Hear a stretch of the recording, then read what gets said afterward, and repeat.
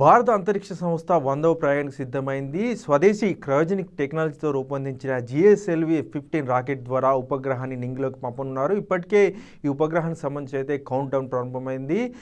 జనవరి 29 ఉదయం 6 గంటలకైతే GSLV F-15 రాకెట్ని అయితే నింగిలోకి పంపనున్నారు.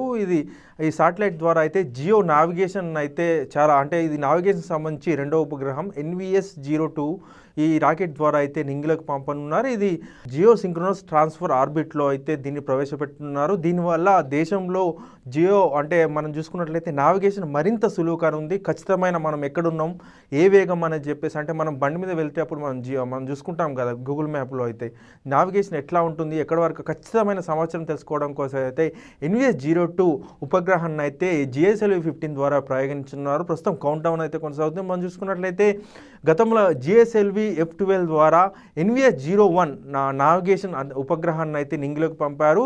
2023 మే 3న ఈ ప్రయోగం చేశారు. ప్రస్తుతం ఇది మనకు సేవలు అందిస్తుంది. తాజాగా దీనికి తోడుగా అయితే NVS-02 ఉపగ్రహాన్ని కూడా నింగిలోకి పంపనున్నారు. ఉదయం 6 గంటలకు బుధవారం ఉదయం 6 గంటలకు శ్రీహరికోట నుంచి అయితే ఈ ప్రయోగం చేయనున్నారు. ఇది భారత అంతరిక్ష సంస్థకు అయితే 100వ ప్రయోగం.